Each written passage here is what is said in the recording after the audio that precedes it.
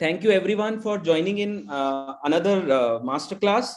So we had varied stalwarts and experts join forces with us and simplify various current market events which are happening all over the place. So we had sessions on index investing, we had session on REIT, we had session on behavior investing, we had sessions on global investing. So we have tried picking up topics every month, different topics we tried picking up, which we felt are something which all of us as investor want to know more about, right? And all these sessions have been very fascinating and insightful, to say the least. Yeah.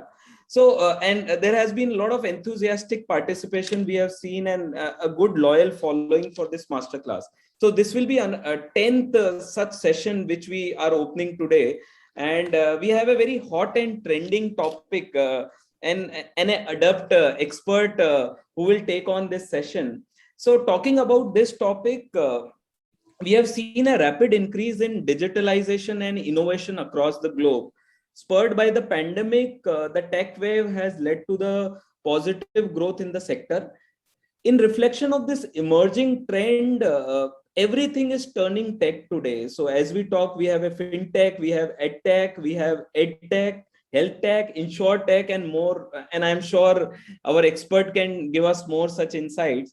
So emergence of these organizations has led to the growth of the IT sector at large. And to make sense of this robust growth in the IT sector and decipher how we as investors can gain from this tech wave, we have an expert I would say fund manager, Mr. Ronak Onkar, with us.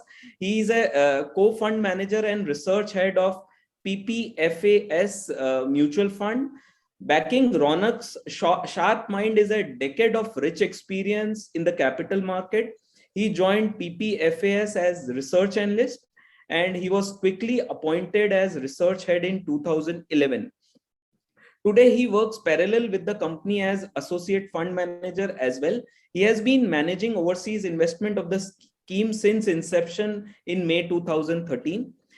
Before I hand over the limelight to Ronak, here are few pointers I would like all the attendees to note, that as the session progresses, do post your questions into the Q&A section, and me and Ronak will try to ensure that each of these questions are addressed.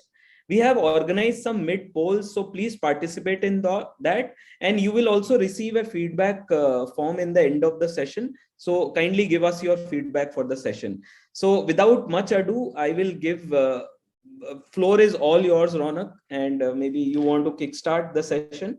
Thank you. Hey, thanks so much, Tarun, for a very generous introduction. And I think I liked one part that you mentioned, that everything is becoming tech. So so isn't investing in everything the next theme? How should we think about that? So I'll just share my screen so you can see the short slide deck I have prepared. Right. I'll try and run through this slide deck over the next 30 minutes or so, but I'm more interested in the Q&A because a lot of the detailed discussions or contextual discussions can be handled in the Q&A part.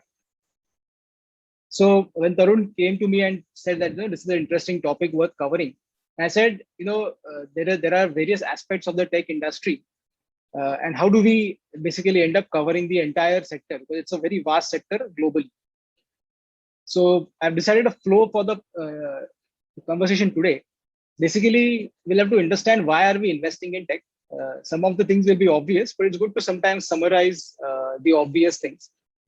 Then there are different types of tech investing. So that also is very interesting to see that what kind of an investor needs to be investing in tech and what kind of sectors and opportunities are available. So we'll take a look at that.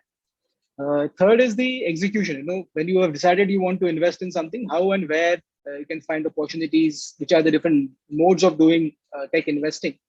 And fourth, and I think one of the most important points, which is the hot topic nowadays, is how to value all these tech companies. There is always this confusion. And I try to simplify some of these things. I don't want to go into too much of depth and numbers, but I'll try and give a good narrative of how it is. And definitely, I'm most interested in the last part, which is the Q&A bit. So we'll come to that after all these points are covered. So to think about why should we invest in tech, I think I'll go back to what Tarun mentioned about what actually is tech. And nowadays, every single business is getting tech enabled. So there is this underlying piece of hardware and software which is used and in various combinations, and developers and tech entrepreneurs, they come together and take an existing business model, do something with tech and make a totally different business model out of it, which is in the same industry but doing something in a very different or dramatic way. So the whole idea is to find tech-enabled companies rather than just thinking of tech as a individual category. But the broader point of why we should invest in tech is that it allows us to truly participate in long-term transformative trends which are happening in the economy. So we are seeing today what in the past 10 years the smartphones have done to our lifestyles. We have seen what cheap data plans and internet availability, broadband connections have done to our lifestyles. Before that, people who are older, they will have also seen the importance of what internet did to us in the early part of this decade and the previous decade before that, and also laptop computer, desktop computer in every house. What did it do? If you go back, say 25, 30 years, then you will have some other piece of technology which would have transformed our lives in some way. The telephone, or it could have been the television, or it could have been some other instrument that we were using, or even household appliances, automobile. So you keep going back in technology. And in fact, the entire 20th century and the 21st century is a large chunk of technology trends where investors could have participated in different kinds of transformative trends if they were open to the idea of investing in these tech trends. Secondly, we'll also get to participate in a lot of new industries and new business models, which otherwise, if you are closing your mind towards tech investing, you won't be able to see. So, for example, some of the companies which are getting listed recently are all these platform businesses, which apparently don't have physical assets, but actually people are connected with their platform and they do some business activity and these companies take a cut. And there are several kinds of these business models. We don't have to name names, but these new business models wouldn't have been available to us as investors if these companies weren't in the listed space or these companies weren't raising money to grow themselves. And in many cases, there are totally new industries where otherwise we wouldn't have a chance to participate. For example, if there is a new biotech startup which is coming up with a new kind of a medicine, which otherwise the technology never existed 20 years from now, that's a new industry we'll be getting a chance to invest in. If there is a company which is creating something altogether different, like a way to advertise efficiently on the internet, that technology wouldn't have been available if tech investing was not part of the portfolio. So this industry, which is probably replacing something in the past and creating something much larger for the future, that is available and open to us the moment we become technology investors. Thirdly, when you invest in technology, you're essentially investing in some kind of a productivity improvement. So I'm not talking productivity from our day-to-day lives that we spend. That is, of course, one way of looking at productivity, but there are several kinds of productivity. So now that we have a smartphone, it does several things. And the sixth and the seventh thing that it does, which is important, is like make a phone call. Before that, there are these 4 or 5 other things which are far more important that it does for us, like staying in touch with people, keeping our appointments, recording something, our thoughts or whatever. So some things which were actually taking several other items in our life is now compressed into one single device. That improves our productivity because we know exactly where everything is and how to run those things. Imagine doing that at scale across the entire world, where enterprises or businesses are actually able to tap into technology and become more productive. So they need to employ less number of people in doing the work. At the same time, the value per output of that employee also increases. So as they expand in a more valuable manner than they expand linearly when just employees were increasing like a factory or a machine. Even within factories, if you see, some of the mundane work which is hazardous for humans to do over a long period of time, which has had health complications in the past, can be taken over by automation tools or robotics or machines, which otherwise the humans would have done it. And the humans then are free to do some other kind of work as they upgrade their skills over a period of time. And lastly, I think the most interesting part of tech investing is to truly participate in the long-term behavioral modification of human beings. So, nowadays people have to tell their kids to go out rather than when I was a kid, people used to say, why don't you come inside and do your homework or read a book instead of just playing in the mud with your friends. So these behavior modifications are really the most interesting piece when you study technology that you come across, and that helps you just visualize how this business will evolve, how a company or a sector might evolve, or how your behavior preferences change, and that can have a change in all people. I mean, ultimately the the investing happens when a business in the real world demonstrates something and generates value out of that. And that's visible from the behavior modification that we see in the long term. There's a very interesting book written in the 60s by a journalist called Thomas Phelps. The book is called 100 to 1 in the stock market. So it's a book about 100 baggers, how to find 100 baggers. And one of the most interesting examples he gives is in the period of time that he chose to study, he was thinking about technology companies in that period of time, which become 100 baggers. And he says, what are the things that technology companies actually allowed them to do, which made them such valuable businesses and which made them to generate such kind of returns? And not just in stock market, but also the business grew over a long period of time. So one thing is the businesses allowed new things to be done, which could not be done earlier. So for example, imagine the first time somebody used a photocopying machine, or imagine the first time somebody used a desktop computer or a computer server to do some number crunching or store data in a large scale. First database that was created. First time somebody used graphics processor to create a animated software and create a whole media industry of animation. So imagine all these things happening which couldn't be done earlier, which now could be done by machines or by technology. Also, there were new ways of doing the existing things. So if somebody was sending fax over a long, a few years ago, many decades back, now the same thing can be done over an email. So with a multimedia kind of a format. So new ways of doing the existing things that also enables these businesses to grow. There was typically, when we know that there is a tiered business distribution model, right? I mean, there's a company who manufactures something, there's a distributor in the middle, and then the customer in between.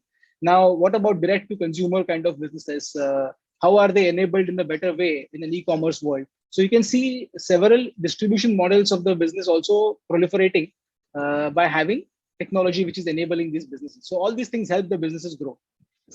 And also in the end, what we see is there is a far more efficient use of capital, labor, and natural resources. So if you can do the exact same thing with less resources, you're actually conserving that capital, which can be deployed somewhere else, or it can protecting the environment in some way.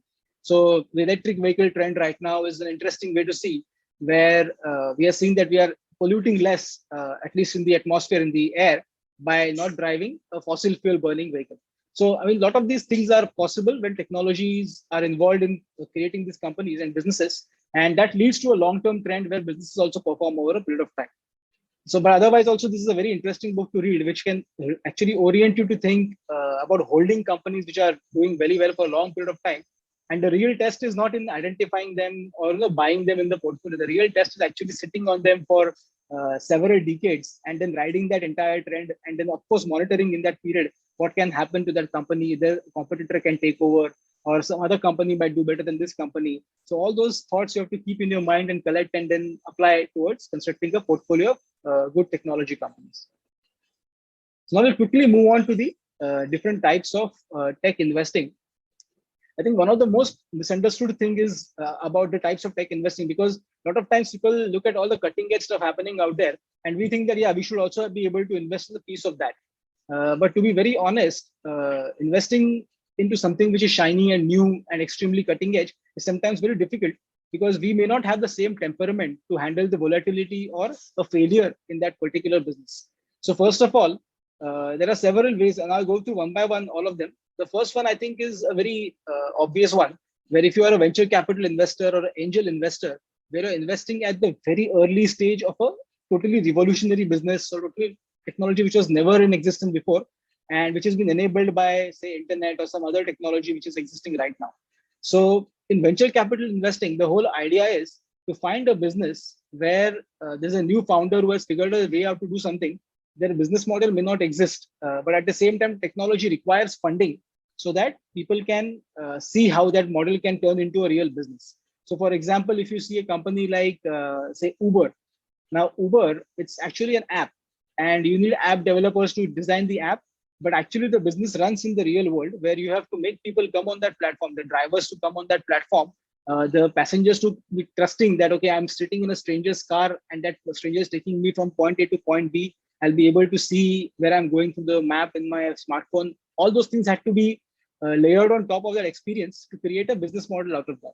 So over there, a person who is a venture capitalist who might have, say, hundreds of such investments in different categories in the world, where something or the other new is happening, this might be one small investment out of that. And that is a totally different business model. For instance, if you are really curious, and if you can find this on the internet, do watch this documentary called Something Ventured, where the whole idea is, the tagline of the documentary says that writing the check was the easy part. Because of course, anybody can write a check and give money to a business. But actually, what the role of venture capital is, how the venture capital partners in the firm actually help the business to grow and scale in certain ways, what kind of support is required for a company whose founder is a tech-enabled or tech-oriented person, may not have the other larger business things figured out, like marketing, human resources, branding, all those things. How does that ecosystem come into play? So I think this documentary gives you a picture of some of the iconic companies like Apple or even Microsoft or other companies, which are very large companies today. But when they were approaching venture capitalists, when they were raising funds back in the 70s and the 80s, what kind of mindset the venture capital investors had. And nobody knew if they will succeed or not. Nobody knew that they will become so large.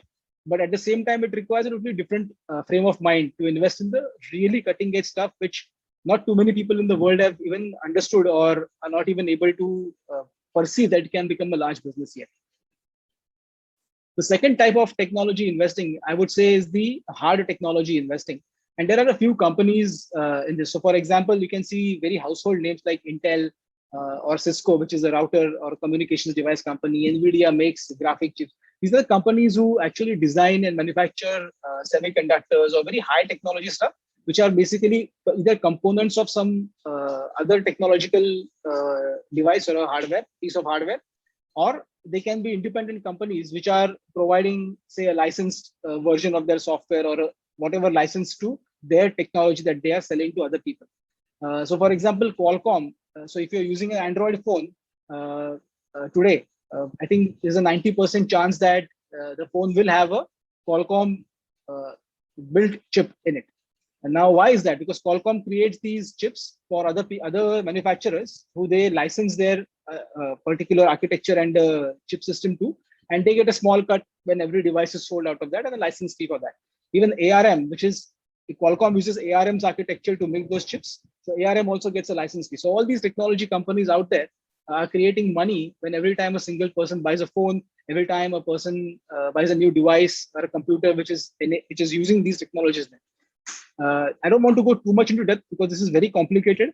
But what I did was on the PPFA's YouTube channel, I made a presentation on understanding the global semiconductor industry, which actually will give you a lot of detailed overview of how this industry works, and just to give a slice of what is happening currently with the semiconductor shortage and how these businesses operate, where is the money made, what is the challenge of this technology, and how much time it has taken for these companies to become household names today. That's a very interesting thing to look at. So if you are a hard tech investor, you definitely have to think about all these companies and where technology is heading. So it's not like you buy a company in your portfolio and you forget about it. In the technology industry or any industry for that matter, buying and forgetting doesn't work. If you're buying a company, you better be on top of things as to what is happening in that industry and what other companies are competing with this company. Where is the business moving? Is this company working with their own proprietary technology, or is it working or dependent on some other piece of technology? And what happens to that piece of technology which will affect the business right now? So all these things you will have to figure out over a period of time if you are if you're an investor in tech specific companies in your portfolio. Then there are other companies, like technology manufacturers, and there it's a little bit of an easy business model to understand, because these are one of them are chip makers. Then there are some device manufacturers. Then there are companies which make subcomponents. Like in the auto industry, we know that none of the auto companies make their own components. So there is a huge auto ancillary industry which supplies small components, and then they are assembled together in the auto company's factory. And then the company says this is a car ready to ship to the end customer. In the same way, the technology ecosystem also has several component manufacturers, and these manufacturers essentially form a large part of the ecosystem, and they provide support to all these device manufacturers. So for example, Apple iPhone, the screen will be made by somebody else, the other components inside the speaker by somebody else, the microphone inside the phone by somebody else, the buttons by somebody else. But the design is made by Apple, but the components are shipped from other parts of the world, which are then assembled in the factory in China and then probably shipped back as a finished product to the rest of the world. And then you have outsourcing companies where they actually are manufacturers, but they are outsourced manufacturers. They are not companies where they have their own products. They say that, okay, we don't care about what products we are making. we have expertise in making some products and we will want to expand the expertise in making other products as well, but we just want to make products for other people. So we don't want to make our own brands or our own products in the market, because that's a totally different game. The moment you have your own product, you have to then invest in distribution, invest in marketing, invest in creating a retail channel for that. It's all sorts of costs added on it, but they are satisfied with, okay, we are going to build the most efficient way of manufacturing products for other people. And if they're happy with that, then we will have a profitable business. And there are several companies which are tremendously profitable, much larger companies in the world, who actually make all our household products that we see in the physical hardware space. And even in software, we know there are several software companies who actually hire Indian IT services companies to design software for them, which is then shipped to consumers all over the world. So there are a lot of these outsourced manufacturers who are technology manufacturers. They are slightly simpler businesses to understand, slightly more stable. But of course, none of them are non-cyclical. Everything has a cycle in it. And if you understand them as businesses, then you'll be able to somehow project them the cycles as to where the cycle is moving, and probably then build a portfolio around that. Another very interesting form of technology investing is to find companies that are downstream beneficiaries of technology. So this is where I was saying that every business then becomes a technology-enabled business. So what happens when technology touches, say, a conventional business like a media company? So immediately the thing that comes to our mind is, okay, there is already content created. Now, how to put that content in front of as many people as possible and make money either by subscriptions or make money either by selling ads along with that content. Then, of course, the business model of streaming media comes to our mind. Second, we saw corporate productivity. Here, if you see the entire IT services industry that is there all over the world is actually part of this corporate productivity ecosystem, where they are creating softwares for companies to make the processes cheaper to make, so that they can replace a human being. At the same time, the human being is then free to do something more valuable, and the company then becomes more valuable from that. Then we obviously have e-commerce, where nobody thought that an Indian person will actually be willing to put a credit card details on the internet to a company they had probably never heard of. But yeah, that market is expanding slowly and steadily. And with UPI, we are seeing payment has become even more seamless and secure. So e-commerce is a large ecosystem now, where a lot of on-the-ground presence of warehouses and everything has been created to enable how the e-commerce industry will work. So again, the underlying technology, smartphones, internet, computers, all the things that we have been raised with in the past 20 years at least. The advertising like industry, where we saw that there is one piece where we see newspaper ads or hoardings out in the streets, or we see TV ads or radio ads, we hear. But there is a digital advertising where every single time we go online, there is some or the other thing that is trying to get our attention, something that we want to buy, something that keeps following us across various websites, as to something we had seen on Amazon, something we had seen on Flipkart, and it keeps chasing us across all different platforms that we are using. That's another form of advertising getting your attention to make you transact. Again, the concept of the API economy, I won't go into too much detail, but what is happening now is there is an ecosystem of hardware suppliers. Like we saw the auto industry as an example, where there are several auto ancillary companies supplying products and subcomponents to the auto companies, and the auto companies then build a finished goods. In the same way, if you are a finished software, you don't have to build all the components that are required to create that software. There are companies who sell components to you, and these components can be then plugged into each other, and then the software can be made into a functioning software. So this is the API economy, and I'll tell you a reference for which you can watch and understand how this API economy works, and it will give you a very good idea. But it's too short a time right now to cover it in detail. But what happens is every software we are using right now, today, even Zoom we are using today, Zoom also has a lot of APIs which they did not write. Somebody else has written those components, and Zoom is just using them because it's just easy to reuse something by paying a license fee, rather than actually creating that component again and then making it work properly and then updating the component. So nobody wants to be on the cutting edge of component updating. Zoom wants to be on the cutting edge of running a Zoom or a Zoom kind of a software. So the components are always available to plug and play, and you can experiment with so many of them over a period of time. Again, communication, nobody needs to say we are actually living in a golden age of communication. I mean, nobody would have thought that this is a normal way to interact with people, right? I mean, this is something that could have happened in a small room or a gathering where people can come, and then afterwards the recording will be put on the internet. But here we are recording a live session, and this is, I think, one of the most acceptable ways to either go to school, either go to office, or talk to people on a webinar or something like that. So all these things are becoming, like I said, the behavior modification of humans is also part of this. And communication has the highest behavior modification so far. And lastly, every single thing that we touch nowadays in the physical world or the real world is about to get digitized. And we see that every day, right? Now, who thought that selling a car online would be so easy? But now you can go on 10 different websites, list your car, and somebody will see the photos of your car. You can even sell property online. So digitizing each and every process around us, each and everything that we see around us, grocery shopping, everything. So whatever we see in the physical world, most of the things can be digitized, and maybe a business model can be made out of that. So just to give you a good context of how the IT services industry in India has evolved, or globally it has evolved, and also how the API economy works, you can go on the PPFAS YouTube channel and find this video where I discuss all these things in detail with relevant examples and give a top-down view of the industry. So I don't have to spend too much time right now, but do watch it if it's something that interests you to learn about technology companies. And the advantage of these kind of businesses are these are companies that don't require to put too many assets, like physical assets. They don't need to buy buildings. They don't need to make factories, or they don't need to buy machinery. These are like asset light businesses. And once the business is steady state, you can keep on generating cash flows over a rapid period of time. And these companies have created a lot of shareholder value in the past 30 years, at least. We have seen some of the listed companies. They've made tremendous amount of cash flows, and tremendous amount of shareholder returns have been made just by making sure that the companies scale in their relevant business models. And mind you, it has not happened because the opportunity was there. Of course, the opportunity was there. The competition was extremely intense. At the same time, companies found that they can also adapt with technology and create new solutions for their customers, and then keep on growing. So, we might think that, okay, TCS in the 1990s is the same as TCS today. It's actually not. It's a totally different company using totally different tools and technology to create the business that they have. And that's a commendable thing to know, that if you evolve, you survive. And there are so many companies at the same time who were like large names at that time, but they are no longer present in our day-to-day vocabulary, because these companies did not adapt, did not scale their companies with the same direction the technology went in. Of course, another way of investing in technology is to actually find a totally new product or a service which did not exist before. So, for example, a smartphone which came in 2007, for the first time we saw a real world smartphone when Apple launched the iPhone, which the template of the smartphone is same that what we are using today.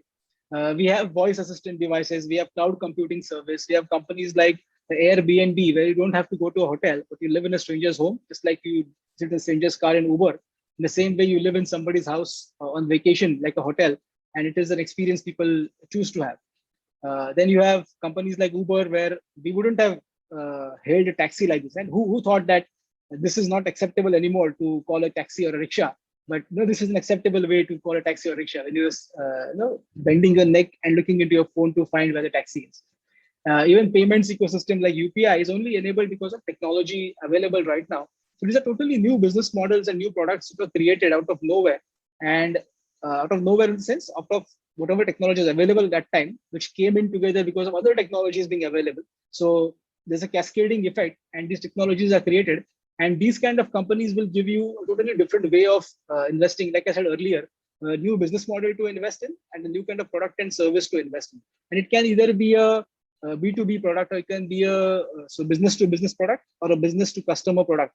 So, for example, some of these are very well known to us. Like Salesforce, for example, is a business to business product which is used by salespeople to organize their leads, organize their whatever sales that they have done, to do follow-ups regularly. In fact, apps like Instagram or social media apps like Snapchat, they are available for us to share photos with people, to see what other people are sharing. YouTube is one of the, I think, the largest education platform right now in the world, where most people, if you want to learn something, you just YouTube it rather than Google it. You just go to YouTube and check, how to sew a button in the shirt, or how to repair a watch strap, or anything, any kind of skill that you want to learn. Everything is available on YouTube. There are other productivity tools like Office or Windows or something that we have grown up with these things. We still use them every day, and these are part of our day-to-day lives. And these are sort of the technologies available from a business to business or business to customer point of view, which you can take advantage of, and they are visible around us. So it's not like technology is hidden behind some screen. These are some things that we touch and feel on a regular basis, and that is a good hunting ground for understanding what technology is actually, what it is doing, how is it affecting our life on a day-to-day basis, and how can we keep a track of what is happening. And some of these companies, most of them are actually listed companies. You can always trace the product back to the company who is creating it, and then see the company's financial statements, learn what the company's history has been, see what the company's financial metrics are, and is it a good business to invest in. Sometimes we might be very happy by using a product which has given us a lot of joy and convenience in our life. But at the same time, if the company does not operate like a good business, it may not have a long-term survival available, despite having a very good product. On the other hand, some of the products which are very, very useful and essential may not have a great user experience, but these companies will be extraordinarily profitable. So this is the opportunity where entrepreneurs come in, where they see that okay, something which is very profitable at the same time, which is not providing a good user experience. How can we combine these two things and create a product which is also providing a good user experience and also making money in the longer run? So these are the kind of opportunities you can keep your eyes open to when you are looking at the tech ecosystem. Now comes to the most important part where you have seen all these things, but how and where to invest all these things. So it's not very complicated. It's actually very simple. So if you one option, the most obvious option according to me is directly you invest in equity. And no matter what kind of an investor you are, you're a public equity investor or a private equity investor, you have the same option available by directly purchasing the company's shares. If you can purchase them in the domestic market, if they're listed in India, very nicely. You can then you can go and actually purchase some things in the international markets also. So nowadays there are brokers available which give you access to more than 100 markets globally. You can actually pick and choose companies wherever you find they are listed, and you can buy these companies. In fact, the country of listing may not really matter because most of these technology companies tend to become global over a period of time. And for example, if you're investing in an IT services company, who cares if it's listed in India or is listed in the US or listed somewhere in Europe or whatever, because the company has clients all over the world. It's an actually international company getting revenue from all over the place and using that revenue base to grow their business over a period of time. So direct equity is the most obvious and probably the hardest thing to do because you have to then keep track of individual companies, understand individual businesses, make sure the competition is something you understand well, and then build a portfolio. So you need to have all sorts of disciplines of a good investor built into you to build a direct equity portfolio. So this is the easiest to enter, but the hardest to keep track of. That is, I think, the challenge with direct equity. Another easier way to enter into technology is through either a mutual fund to invest in technology companies, or you can find there are several hundreds or thousands of ETFs in technology available. Now, ETFs are exchange traded funds. These are basically custom made indices which are being tracked by these portfolios, and they invest in a bunch of companies. So they can be a cloud company, cloud computing index, they can be a gaming index, they can be a IT services index, they can be a enterprise software ETF. So all these ETFs can be, you can build a portfolio of ETFs if you are keen on building or exposing yourself to different areas. And these will be very low cost ways of investing in technology where somebody else has already built a algorithm to track all these companies, but you will not be in control of how much of this will be in your portfolio. So the ETF might have 10% of say Apple in that portfolio, but you want 20%. Tough luck. You have to go with the ETF, whatever the ETF is providing you. So that is your call in the end, whether you want to go direct equity, whether you want to go through a mutual fund route where active managers are picking stocks and investing in tech companies also. And you have an ETF, which is like creating a basket for you and picking that basket at a low cost way. Third is, like I said, in the venture capital world or private equity world, you can enter through a partnership where there is a general partner who will basically host the fund for somebody, and then you become limited partners and you invest your equity. Of course, over there, the barriers to entry are much higher for retail investors. You need to have large amount of capital to start over there. So that is one thing which is there for HNIs probably. But this is another way of investing. If you have a small amount of capital you want to dedicate over here, you can explore smaller sized VC firms or private equity firms. And here the only problem is the illiquidity might be there in the particular position. You may not be able to get your money back when you really want it. So here you have to be completely sure that this money is not required at all, and this can be gone if the company fails over a period of time. But it's a venture capital bet. It's a risky bet. The company is not fully formed yet. At the same time, there will be huge liquidity. You won't get the money when you want it. So you have to be comfortable in keeping that money away and out of your sight for a very long period of time. And lastly, it's a new and emerging trend, at least for the retail category right now, is to participate in venture debt.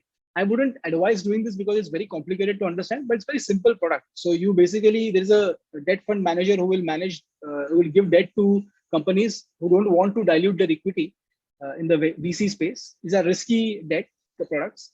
It's like an NBFC in the end, and you basically are a lender to that NBFC, and they will lend at a higher rate, and you get a a fixed percentage of return. But I think it's a very complicated way to invest. I wouldn't want to be part of the debt investing side of venture, because if I'm investing in a venture, I want the entire upside. I don't want just the fixed return that is there in technology point of view. So I think these kind of investment options are available. You can figure out which one works for you, and based on your understanding and capacity to take volatility and also illiquidity, all these things you have to put in place to make sure that these options work for you.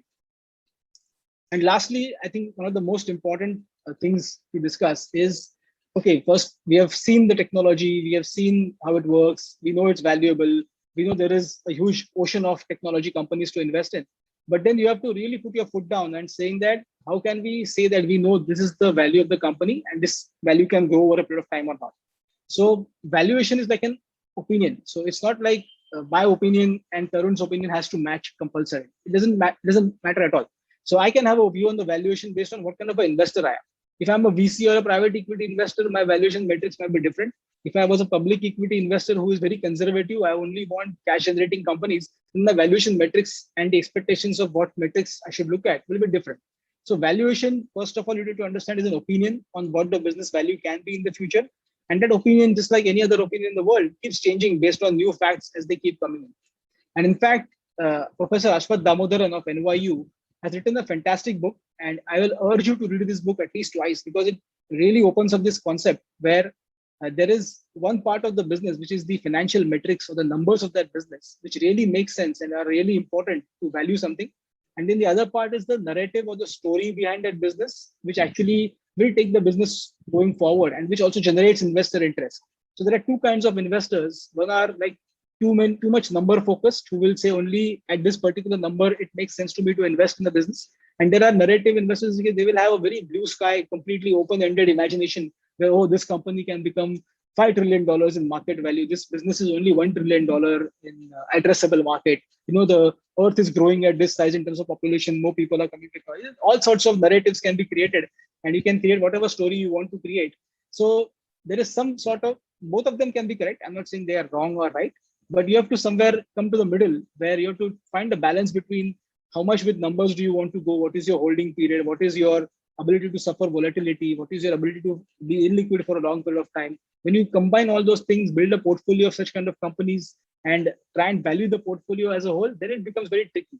And that's where the concepts in this book are really useful, where it opens up your idea to, okay, how much the numbers should be important in what context, how much the narrative should be important, and how can we use the narrative to create a numbers-based approach to valuing companies. So for example, when you are trying to value tech or any business for that matter, I think the first question we should ask for ourselves is, what kind of an investor are we? So if we are extremely risk-seeking kind of a person who don't invest in more than 5-10 companies, then you are a different kind of an investor and your risk appetite is different. So maybe you want to chase a high-value company which is growing at a much faster pace, and that is perfectly fine. But if you are a very conservative investor and you don't see that this is the kind of company you want to back because they don't have stable cash flows, it's not a stable growth business right now, and you don't know where the business might be in the future and don't have a capacity to learn that, then I think you should not focus into those kind of risky areas. So I think knowing what kind of an investor you are is very important. And that only comes over a period of time. Nobody knows in their first year of investing that, okay, I'm the kind of investor which is of, say, type A or type B. But actually, you might be type A, B, C, D, E, F, G, H combined in one person. And then you have to then adjust yourself, build a portfolio of what kind of an investor you are as well. Secondly, how many stocks do you want to hold in your portfolio? What is your holding period? What kind of volatility are you expecting? What kind of a return over a period of time you're expecting? And those things actually help you construct a portfolio in a better way. Even before that, there's an asset class barrier that you have to cross, where how much of it do you want in equity, how much of it do you want in debt. So all those things, when you address and start writing down on a piece of paper, you start realizing that this is not an easy buy some shares on the screen and get your allocation and you're happy that you're investing in a high-tech company. It's actually a much deeper process. You have to go one level below constantly to see what kind of an investor you are, what kind of portfolio you're trying to build, and what is your willingness to keep track of that portfolio. Again, with every kind of sector you invest in, technology also has its own learning curves. So your sector outlook will actually evolve over a period of time as you keep track and understand new technologies. And that will give you a good perspective of where the industry is going, where your portfolio stands. All sorts of things will come to your mind when you start learning about different industries. Again, whenever investing happens, I think the true way of investing something is to find the value of the future cash flow of the company and you discount it to today, so that you know that, okay, this is what I'm paying today for the future cash flows in that particular company. But we don't have the certain understanding of what these cash flows can be. But to even have a range of some sort of an accurate understanding, where those cash flows can be, that is a very important judgment to build over a period of time. I think investors' primary job is to build that judgment, is to understand where these cash flows can be over a period of time and what I'm paying for those future cash flows today. So if some company may be valued in such a way that it has discounted its next 10 years of cash flows for you, then actually, are you willing to sit for 10 years without making a single rupee of return because the cash flows are already discounted for the present value for the next 10 years? But that's a wrong way to think about it. You want that business to expand so much that the number eventually becomes irrelevant. That, okay, you pay something and get a hold of that business, and then wherever it goes, you see where it goes. That's where the narrative and the numbers part actually fights a lot when you start thinking about it from a cash flow point of view as to where the business can be 10 years from now, what kind of industry it's going to be like. So I think that's where the narrative numbers have to get married. And lastly, so see, the problem is we are all, most of us, I think, are public equity investors, and we are essentially like tourists who are investing with promoters or founders who are running these companies or founded these companies. We may not have the ultimate decision to run this company ever. So of course, we need to have an exit strategy, which is different from somebody who is running the company or somebody who's a promoter of their company, or a large set of investors who have a different exit strategy. So even a private equity fund or even a mutual fund, everybody will have an exit strategy plan where they will know that this is the kind of valuation is something which is not sustainable for me and I want to sell my shares at this particular valuation. Somebody might say, okay, I have a fund which is only running for 10 years. After 10 years, I have to sell these shares. So what is your individual exit strategy? When do you want to stay invested? Or is this money not important for you? You can keep on riding till your retirement. I don't care when this money is required to me. It can be completely surplus cash that you're investing over here, which is not influenced by day-to-day cash flow needs that you have. So I think all sorts of these things are very important to understand before you even think that you should value something. I will take a pause here and I thank you very much for the patient listening. I took, I think, slightly longer than 30 minutes, but I think I'm more interested in the Q&A, and I will, over to you, Tarun, when you can just relay the questions now. Sure. Thank you very much, Ronak, for these insights. And I'm amazed to hear that there are so many varied areas of technology which we are not aware currently. But let me quickly start with a question that we all are used to the traditional businesses, the way I think that was your last topic, right? How to value companies and the way to value traditional business. And let me talk about the current market where there is already a big amount of FOMO, which is there in the market. We all are feeling like a fearing of missing out. What is the next emerging stock right now?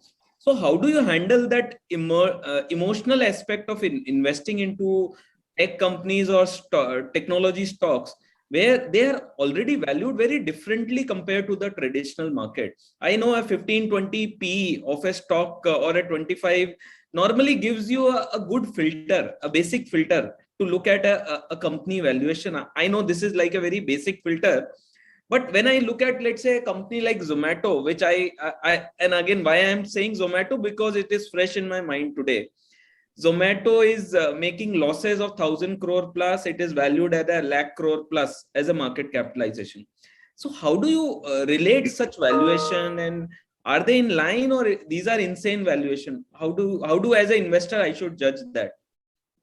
So I think one first hurdle that you have to cross as an investor to judge if the valuation is sound or is it overvalued or undervalued is to know what your understanding is about where the particular business is going, where the sector is going, and what kind of investments are required, what kind of cash flows can be generated. Once you write down all these things on a piece of paper, it actually becomes very easy for us to formulate whether we are on the right track in terms of valuing something or whether it's completely berserk and it's difficult. And it requires not just imagination, but also actually going on the ground and seeing how these companies are run.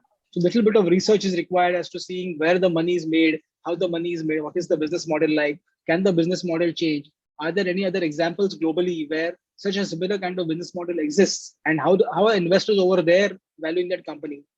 Is this company in the very early stage? Is this company in a stage where it's stabilized and will generate more cash flows going ahead? Or is this company in a mature stage where the cash flows are so strong that you'll actually see all the money paid out and there is no new investment areas for this company to expand in? So I wouldn't want to give a specific example, but in all said and done, there are companies who are on a single track of business, who are doing only one thing and one thing right, and that is a good way of doing things. There are companies that start with one thing, but actually then the business branches into some other areas and something else altogether becomes a more valuable part of that business.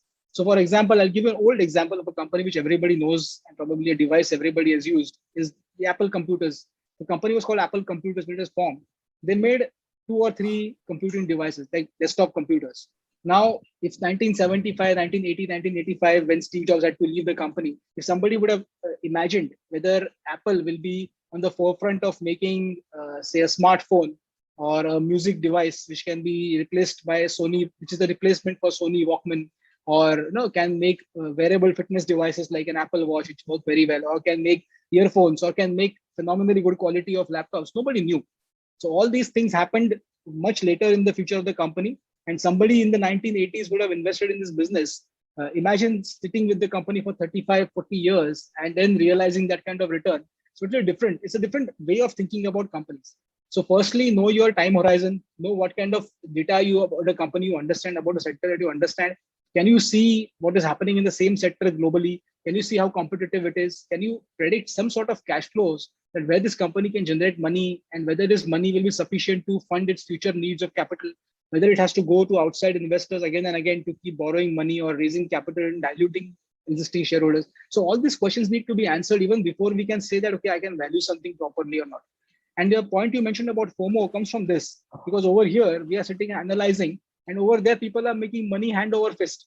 I mean, every day somebody's getting shares in the market, the share goes up 50, 60%, and we are feeling left out because we are sitting here with a calculator, and over there somebody's just making money on a piece of paper that they purchased somewhere. So I think that FOMO is always a part of the investing journey. Sometimes you will look like an idiot for not investing in something which was right in front of our eyes because you lack the understanding. But I think the moment you have an understanding, your conviction to invest in something and stay invested and see that investment through over a long period of time actually increases quite dramatically.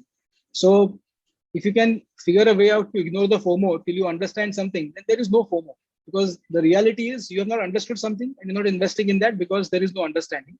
And second is tolerate the FOMO for a while till you build an understanding.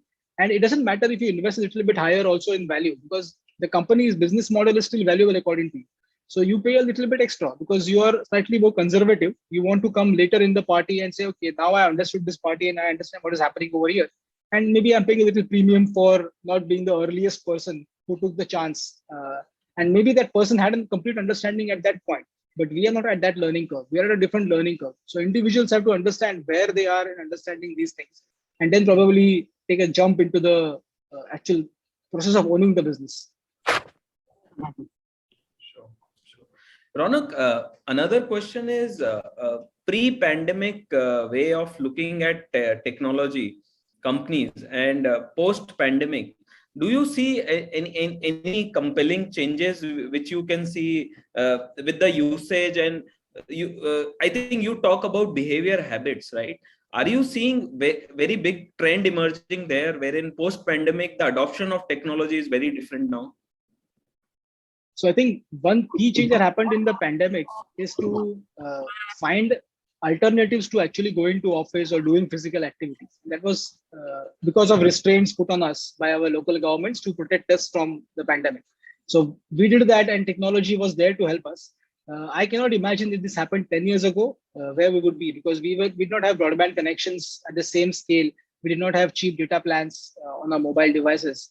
So right now, if my internet goes down, I can just put on my hotspot and my my telephone network will just take care of our conversation right now, and there will be limited interruption. So I think a lot of these things have changed, and all of them. So in fact, usage of software, different kinds of software. Some people might be using 1 or 2 softwares, but now because they are working with different teams, different places, different clients have different things. So for example, we are using Zoom, somebody might be using Google Meet, somebody else might be using Skype. So different kinds of softwares are being used. the amount of time we spent on these devices, that has increased quite dramatically, because everything we do, because we're stuck at home, is on the device or a screen somewhere. It can either be a call with a colleague, or it can be a call with a family member, or a meeting like this. Everything happens on the same computer. And this computer, the piece of equipment, then becomes far more valuable because it generates a lot more value personally as well as professionally for us. So that has changed quite dramatically. In fact, even options of commuting are limited because of public transport not available at the same scale in many cities. So then passenger vehicle adoption has increased, and we are seeing a lot of these supply crunches over here, because there's a huge demand for passenger vehicles and it's not being met by the companies who are selling passenger vehicles at the moment. So all these things we are seeing are trends which are maybe short-term accelerants for the longer-term trends, but actually the pandemic has pushed forward some of the demand, maybe a year or so, or maybe a couple of years in the future, and what that demand in this year, where many companies who are ready by providing that piece of technology, they have benefited a lot. But companies who have not been able to provide at that same scale have maybe slowed down a little bit in terms of growth. But yeah, it's a definite change in our behavior, the way we were. And it's also important to notice that is this going to be a permanent change? Because some things might stay on with us for a longer time. But whereas the other things which we wanted to, like we want to go out on the vacation, visit different places, that may never change. It's part of our human nature to want to explore things. And we might step out and enjoy all sorts of facilities, going to a mall, walking down the street in the crowded area. We will do that over a period of time. But some things will come back. But these changes that have happened in the past, where we know now, it's like a global work from home experiment, or a school from home experiment that has happened. We have successfully participated in it. And some of the companies and industries and employees have actually benefited a lot, where other areas have suffered because of the same lack of access. So I think there's a lot of mix and match. There will be some areas which are benefited disproportionately, and some areas where it's disheartening to see that industries and companies are failing because they were dependent on people visiting a particular location or actually doing something physically in that area. Sure.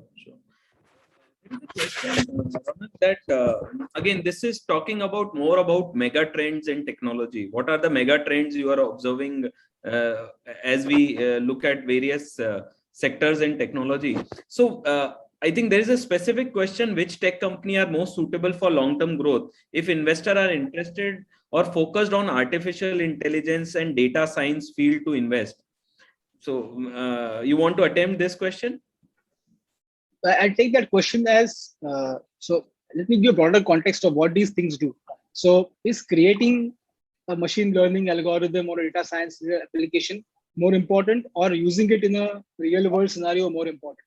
For example, if you are, say, an insurance company, and in the past, the data points that you had were very limited to actually know what is the real risk of writing this particular insurance, say a life insurance or a health insurance.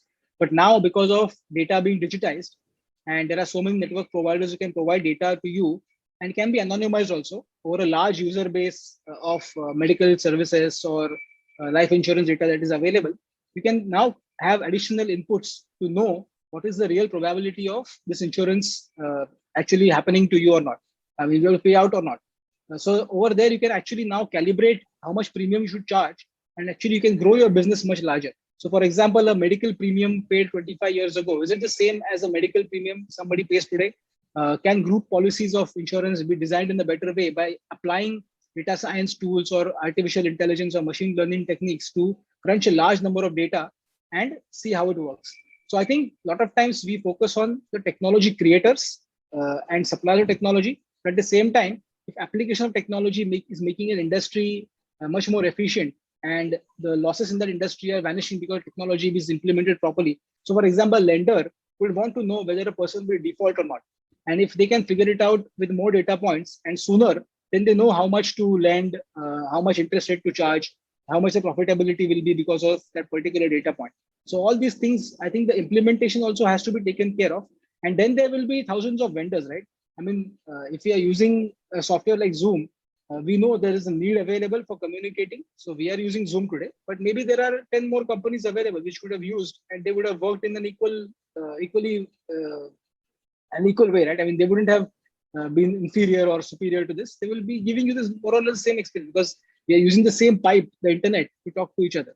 So I think instead of creating the example of company. There will be several. So I might give a 5 names to you today, but those 5 names will not exist. There might be 10 other companies which are much better in the next 5 years. So giving a name will be irresponsible. But I would say looking at where the technology is being used, you'll be actually able to see which companies are the vendors for some companies, keeping your eyes on what the media is talking about certain areas. Like for example, if you Google for data science, if you Google for AI in insurance, AI in medicine, AI in lending, AI in banking, and do all sorts of searches, you will see some companies' names keep on coming repeatedly. These are maybe business to business kind of companies whose business models are simple to understand. They're providing a piece of technology to a financial intermediary or a medical intermediary. But really, do you understand the underlying technology or not? Is susceptible to is suspect. I mean, we don't know that. So I think this kind of navigations into the smaller areas by various industries will give you a better understanding of which companies to look for. So, Ronak, you want to attempt some mega trends which you are observing right now? Like these are 4, 5, like cloud computing a 4 year, 5 year before was a very big mega trend. And I think many of us have missed that mega trend. Going forward, let's say 3 year, 5 year or 10 year down the line, any trends which you can see right now, which can make a lot of impact. And as investor, we need to observe them more closely. So they are all around us. So one of them is digitization and financialization of the entire ecosystem, where people who wouldn't be using financial assets, they are using financial assets now as a means for saving. And this is a part of our industry as well, where we are benefiting by enabling people to do that in a better way. It's a very long mega trend in countries like ours, where traditional investments have been, say, a bank fixed deposit or gold or real estate, where a lot of people now of my age and even older people are thinking about financializing their assets. And they know that there is a certain amount of risk over there, but there are different platforms coming in to onboard people as easy as possible. So for example, a product like credit card is so difficult to understand for some people. But if you ask a young person, they would have seen several memes of a credit card company which has come up. They will just understand exactly how the product works. They will know in the app what are the analytics of their spending. They will know when the due date is due. But whereas some of the other people who had not grown up in that, they will feel, okay, it's a daunting thing. You not even have a credit card. You not even know how to run a credit score. So I think one big trend is financialization of the ecosystem. Second is, like I said, digitization of everything that we are doing, right? So everything around us is being touched by digital technologies. So like, hailing a cab, buying groceries, getting something online, educating ourselves online, digitizing all sorts of personal experiences and physical experiences is another way of observing these trends. Now, within those technologies, you will say, okay, maybe you don't want to use a certain kind of a car, which was, say, a internal combustion engine, which runs on petrol or diesel, but you want to use an electric vehicle. That's an hardware piece of technology which is actually around us right now, which is growing over a period of time, which is a need of the hour. So, as in the 1920s, when automobiles became much larger way of commuting from one place to the other, and it became a important part of the economy to carry stuff in a train or carry stuff in a car or a truck for a period of time. Now it's probably run its course, and where we are now seeing adoption of another mode of fuel, which is going to fuel the same technology, and it's a new trend which is emerging, and it's probably going to be a mega trend. Other mega trend is renewable energy, where we are seeing technologies where enabling more efficient use of renewable energy, like storing that power at our end and making sure it is available when the sun is not shining or there is no wind blowing for generating renewable energy. So all these things are mega trends around us available right now. And of course, some of the existing trends should not be ignored. So just because something was a mega trend 5 years ago, it is still part of that trend. So that trend is going to be a longer term trend. We have just seen the first 5-10 years of that thing happening. And that does not mean the trend is going to vanish in the next 5-10 years. It probably might be a much larger part of our lives going ahead. But probably cloud computing you mentioned was 5 years ago was important. How about today? I mean, today everything is on the cloud. We are working on the cloud. We are having this conversation on a cloud-enabled technology. So we should not discount something which was old just because ho gaya wo, and now it seems like it's gone. It's not gone. In fact, it has become a deeper part of our lives. And as technology penetrates our life, you will see all those things you can observe day to day to see what is the mega trend actually doing, and then find companies which are relevant according to you. I think one more very interesting observation I had with, I think as an asset management company, you have done it. is going global, and I think we all have home country bias in most of the time investing. We will always say that boss jo humko yahan pe dikhta hai, we invest there only. How did you worked on going out of that block? I think this is very big block as investor. I think because I don't know what is happening in a company in Spain, right? So how do you look at investing outside India in such companies? That is again very big block. Whenever I talk to investors, they are not very comfortable because they feel that they are not, research is not available to the extent what we can do the Indian company research. How did you worked on that block? Because I think you are one of the team member who actually driven this entirely at your firm. How did you went outside India investing? So actually, the point that you mentioned regarding research not being available for some of the foreign companies, that is true to the extent when the company is extremely local and very small and dependent on the local market. But when you're looking at global corporations and the companies which are tech giants right now are mega corporations, they are global, situated globally, they make revenue all over the world. So these companies are actually global businesses. And I mentioned earlier about a company like IT services company might have all the clients outside of India. Maybe only 5-10% of the business comes from the domestic market. But just that they are listed in India does that make it not a global company? So all these companies are also global businesses. So the country of listing should not matter if the opportunity exists to invest in them. So the mechanism and everything are different conversations, and they are available to everyone now. But if you look at the company's listing, never is the company's listing country important, or is the company selling all over the world is more important? I think that first barrier has to be removed. That if a company is global and can sell across the world and generate cash flow profit from all over the world, it's a global company and it's a company worth tracking because it's part of an industry where you want to expose yourself and your portfolio to. Secondly, is there a if you don't want to go outside of the country to invest, it might be one step extra for a person to do. Is there an equivalent company available in our domestic listed markets to invest in? And if the answer is no, then there is no option. So there is no other company which is like, say, Google. There is no other company like Facebook which is listed in India. So then we don't know whether this is the right place to invest. Is India the right market to invest if you want to invest in those emerging companies? Or whether we want to invest in companies which are outside, but the opportunity is only available when you go outside.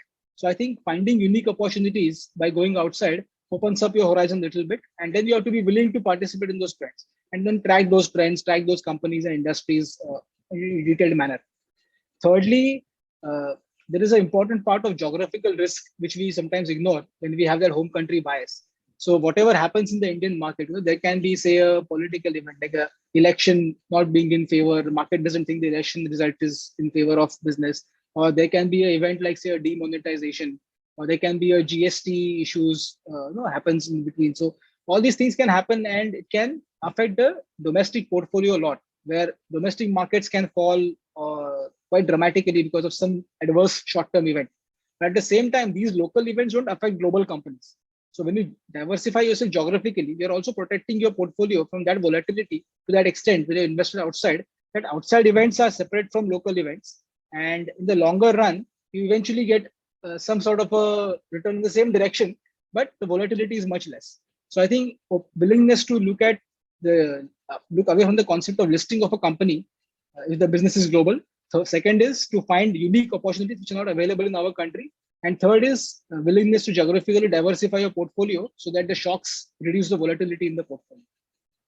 Sure. I think another question, there is a lot of talk around bubble with tech company valuation and also the overall market valuation. What is your view on this and how should investor approach this situation?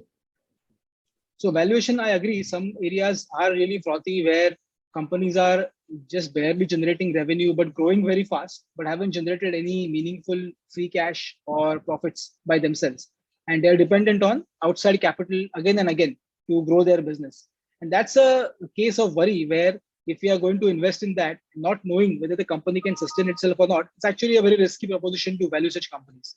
And to value them, like I said, it's an opinion. Somebody might say, okay, I don't mind putting money in this company and allowing myself to dilute over a period of time. But in the end, I will benefit in whatever shares I own. Those would have become much more valuable if the company really hits the jackpot. But actually, there are, say, 100 such companies who are raising money from investors and trying to grow in the same market. then really are you building the right company in the portfolio, or you're choosing one of the 100, which is also doomed to fail? So those questions will only be answered with time. But I think while entering, there has to be some sort of a valuation discipline as to what kind of returns are you expecting. And again, that goes back to, I'm going back to very old uncle type thoughts, where thinking of the asset class, thinking of portfolio allocation, trying to control that aspect of your portfolio first rather than finding the next best opportunity to invest. वो तो आता रहेगा. You will keep finding different opportunities when you keep studying different companies. But in the end, I think your diversification and portfolio strategy has to be very clear. Then you can put some money into high-flying, extremely high-valued companies if you want to. That's a personal choice.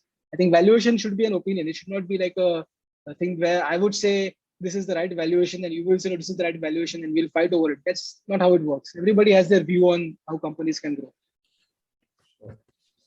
Ronak, again, this is a question we ask everyone who comes in this masterclass on the investing philosophy and kind of investing mistakes. And maybe I think we all learn in hindsight from these mistakes much more than anything else.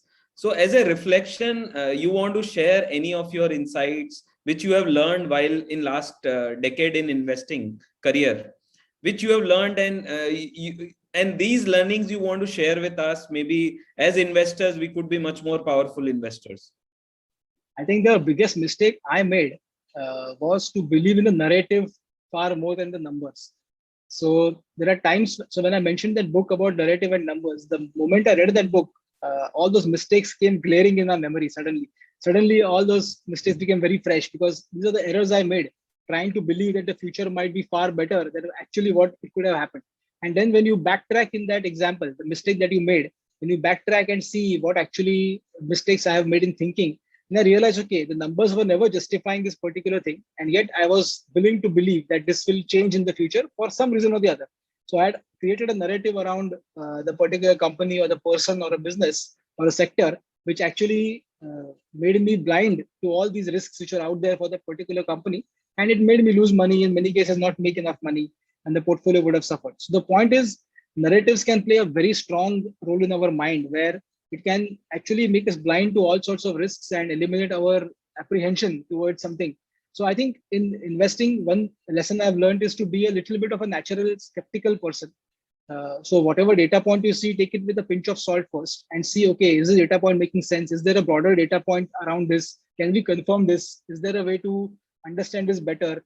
Then you have to approach it by talking to more people who are experts and better than you, not in the investing field, but actually in that business which you're looking at, in the industry. And that is a hard work. This is the legwork you do in research to try and build that understanding over a period of time. And secondly, not worrying about FOMO.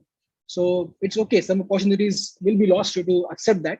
But if you really understand, say you're investing in Indian companies only, India is, say, in market cap terms, I think 3% or 4% of the global market cap. Okay.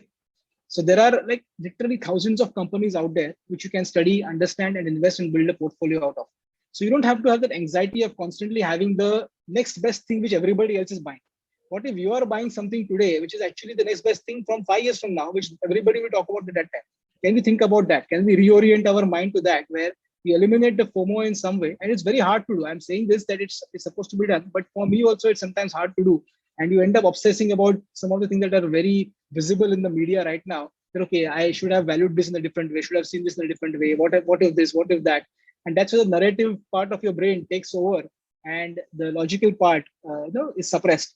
So I think finding that balance between narrative and numbers has really helped me, and probably will help me more in the future as I become more experienced. But this is the most important mistake I have made, where somebody laid out the entire investment thesis in front of me and I believed it. And I realized, oh, this is the way it's going to turn out. And probably I will put my money over here and then break all the portfolio allocation rules, saying that, okay, I will put more than what is required in the portfolio just to build a position and all those things. So all these kind of mistakes play on you, and these are far more emotional mistakes than technical mistakes, because the metrics are in front of you, data is in front of you. Data was ingested and not analyzed in the way which was supposed to be done, but because the narrative plays such a stronger role, you can overlook the example and the numbers in front of you. So I think that is a mistake people can avoid. It's an easily avoidable mistake. It's not something which is easy to avoid, but can be attempted to avoid. So when you are talking about not getting into narrative and getting into more data and numbers, again, we buy people, we buy promoters, right? And promoters have a story, right? Whenever we look at any company where we are investing, and maybe we don't have too many data points or numbers to analyze when we look at investing. So how do you address a situation like that? Because a person who believed in Steve Jobs or a Mark Zuckerberg or a Elon Musk has been something without the data, they analyze the capability of that person, right? So as an investor, these are the places where you make bigger money, right? So anything you want to share on that? So number one is we are looking at survivors. We don't know the graveyard filled with other people who trusted somebody and that did not turn out to be the way they were. They were frauds and the companies collapsed. So there are several examples. I don't want to go into names, but there are several examples of con men, fraudsters who have also been charismatic people. Everybody believed in them, but did not turn out to be the way they are. So I think trusting people is very important. You need to have faith in the management quality of the company, and that comes over time. It doesn't happen by reading an annual report or just reading an article about a person and a book about that person and then understand, oh, this is how it's supposed to be. It takes a long time to understand, and that's where a lot of the companies. So see, that is again the kind of investor you are, the kind of effort you're willing to put in, that will give you the access to people who will talk about this particular industry sector person. Even the person himself, you might have an access to herself, access to, and they'll give you some insight which is not available to somebody who does not have access to that information. And it's not insider information, just what you observe as a human being in front of you, what is happening and what kind of interaction you're having. Another thing is, if there is no data for it, then how do you actually trust? So one principle which is like trust but verify should be applied over here also, because we might be dealing with life-changing amounts of money, right? I mean, somebody who put say 5% in Apple in 1980s, believing in Steve Jobs, but Steve Jobs quit the company in the 1980s. Now what? Now who is running the business? What is going to happen to that company? In fact, the company came to bankruptcy 15 years later. So all these things you have to figure out in your mind, that you're trusting somebody, but you should have the ability to verify the data when you're committing your life savings and your hard-earned money into somebody else's in somebody else's company who's running by somebody else. See, when we are running a business on our own, we know the ethical restrictions that we might have, or we know how the company is controlled. We know everything about the business, and we know the trajectory of the business to some extent, where we want to take it. It may happen or not is a separate thing, but the same thing might happen in the promoter's mind also, where they also have a trajectory and plan for the business, and it may or may not turn out. Are you willing to take that risk with that person? And is there a way to verify data from public records that is available, from companies' filings, from all sorts of interactions you have in the industry? There are, in fact, right now we live in the times where there is more data than knowledge. The problem is we are drowning in information constantly from all over the place. So we can have 10 magazine subscriptions, 10 newspaper subscriptions. We can have trade journals subscribe to their industries, magazines. We can talk to people. There are one-on-one consulting services available when you can talk directly to some industry expert by paying an hourly fee. You can do all sorts of things and build your knowledge. There is no one stopping us. The only thing is, do we have time to pause and reflect on whatever we have absorbed as data, to convert that to knowledge and then use it to trust somebody by verifying whatever is around them? I think that is a very important thing we sometimes miss, because there is always something new, right? Every news cycle, there is some new company which has hit circuit in the market, and we want to keep track of that. So the effort required comes from decades of work, rather than just looking at a newspaper article of a company that has made so much money, a promoter made so much money. That is just one data point, but there are several more data points you have to build to convert that to knowledge, which can be then used to value something. Investor, two questions, Ronak. One is on your investing style, and maybe that will really help us understand how do you look at any companies before investing. Maybe you can share with us some insights on that part. That will be very helpful. And second question is more around the history. And it is very, history is the only area which gives us the data points. And to my mind, 99, 2000 tech bubble is the is in my memory, where I have seen everything in the tech has gone up over the roof. We have seen Ketan Parekh scam happening and everything. So do you see a situation where we are in today? Do you see a situation like bubble happening? I think you have already addressed that question, but I think you want to relate something with 99, 2000, that this time it is different. So I may relate to it in a theoretical way because I was in college at that time. So I was not in the markets at that time. I was studied the history of some companies, studied the numbers of those businesses to see whether I would have predicted something happening. And it looks crazy. See, in hindsight, it's always easy to justify something that has happened, where we can see, oh, the valuation that time was so high, and because of that, the market collapsed. But who knows? Some other reason might have caused the market collapse. Some 10 more reasons would have caused the market to collapse at that time. And it happened all over the world. It just happened in one part of the world. Today also we are seeing so many areas where, so for example, suddenly there is a mid cap, small cap. People suddenly feel, oh, these companies are going to go into large caps of the future. Let's invest in them. That trend comes in. Sometimes there's a trend in. Recently, there was a trend in financial companies where every kind of lending business was supposed to be, that nobody can fail in lending. That was one way of doing this. Then there is technology companies where any technology company, any platform that is available, that platform is the next best thing, and we should invest in that. So these trends and fancy stuff always keeps happening, and that is something that will never change. There will always be something new and something shiny which is in front of us every time. People talk about it more often than not, but what do people don't talk about? That is something also we should also understand. The world has not stopped because this company exists or this particular technology has come up, but there are other things that are being affected around us which are also visible data points for us, so we can gather data points on them.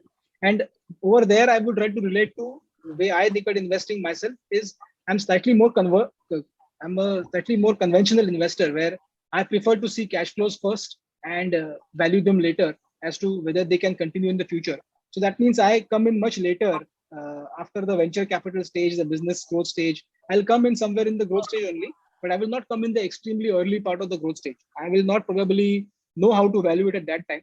But when the company has demonstrated that they can run this company and scale at a certain size and can grow further from here, that's the point when I generally come in. So I don't leave the complete upside to the world. I would say, okay, I will want to invest in a growing company, but at the same time, I want to see some proof of business management. This company can be run well. This business is a business where people can make money. This sector is good and has a long-term trajectory to it. So I would like to see some evidence of cash flows, and that it can help me value the business in the future. But I think different investors have a different way of looking at things, and none of them are right or wrong. It's just a perspective that you have when you look at companies. And I'm more conventional that way in looking at cash flows first and not trying to find the next best thing at a very early stage. Sure. So before I end with the last question, my sincere request to everyone, I am launching a poll. Kindly give your feedback, please. Yes. Just started the poll. If you all can give your inputs on that.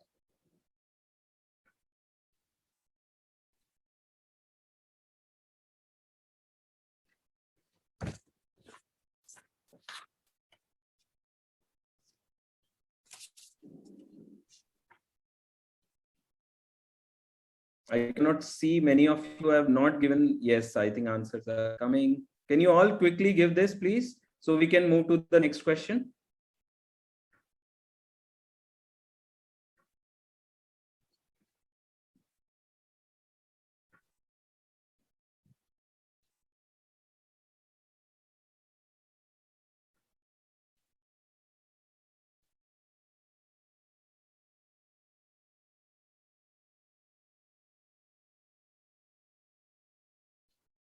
Great. So we have almost 60% of you have already voted. Would request the balance one also in next 10 seconds to complete it, please.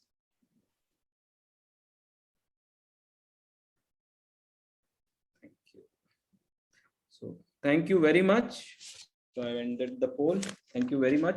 So this makes me to come to the last question, Ronak. And there is a lot of frenzy around cryptocurrency, and I think somewhere or other this is another way of I know somebody was telling me almost 20 to 30% of the adult population of US have somewhere or other exposure in cryptocurrency. I have not verified it, but maybe you want to give some perspective on cryptocurrency, because this is also part of the mainstream technology sector. So any perspective on that? So I think cryptocurrency, I wouldn't say it's part of technology sector, but I think it's part of the financial sector as a whole, where it's just one form of being able to transact, one form of being a new store of value in some way. And when people say cryptocurrency, I always ask which currency, because there are apparently 5,000 of them. So it's very difficult to actually pinpoint which currency we are looking at. And exposure to cryptocurrency, or I would remove the word crypto, just look at currency as a term. Exposure to currency, when you see it that way, seems very mundane, right? I mean, what if I have $100 in my pocket right now? It's exposure to US dollar. I'm exposed to the US currency. You can say that. Then out of the 5,000 crypto coins or whatever currencies are out there, you might have a portfolio of a few of them. And the reason we're talking about them so obsessively every day nowadays is because maybe Bitcoin has gone to $40,000, or other currencies suddenly shoot up on a weekly basis. And if that was not happening, will we truly be discussing cryptocurrencies? I don't know. I personally don't know if that is a topic of discussion. If the value of Bitcoin in dollars would be, say, 5 cents or $1 or $2, nobody would talk about that. And people will then be focused about the real application of what these things are used for. I think the more interesting part of these currencies is to understand the concept of programmable money. That how can we use this to create smart contracts, and that will actually change the way, say, insurance companies are running, banks run themselves. Contract between persons or corporations can be created as a smart contract, as whether an event happens or not, the contract executes at a certain particular time frame with a certain condition which is built into it, and then nobody can come out of the contract or renege it. It actually can resolve a lot of arbitration issues. You don't have any arbitration if the contract is executed, whatever happens in that. So I'm just thinking that there are different aspects to the market. One is the currency and the financial and the monetary part of it, which is the hot topic to discuss, and people are talking about that obsessively. But there's the other part of it where how can it improve the financial services industry by creating smart contracts and smart tools by using blockchain kind of technologies. That's a whole new way of doing it. And when you see those kind of technologies, those are available to everyone. It's not like an existing company cannot have access to a blockchain technology, cannot create their own blockchain use case for themselves. So I think time will tell how valuable the whole crypto economy is. And it has definitely opened our eyes that there can be another way of creating a mode of transaction and payments or whatever. But I think it's a very good way to see. But having it in the portfolio is a completely personal choice. And if you think something is valuable in the future, you have it in the portfolio. But is there a way to know if it's valuable? Very hard to say. And just because one currency or one crypto coin has become more valuable in US dollar terms, does that mean any other coin should be valuable or not? We don't know. There are so many aspects of that market which are so difficult to understand and hidden behind so many barriers. And the cost for buying them into the wallet, selling them, what are tax implications, what are the legal implications, all those things we have to understand first. Like anything, I mean, you have to understand the entry and exit first before we even execute any trades or buy any currency. Great.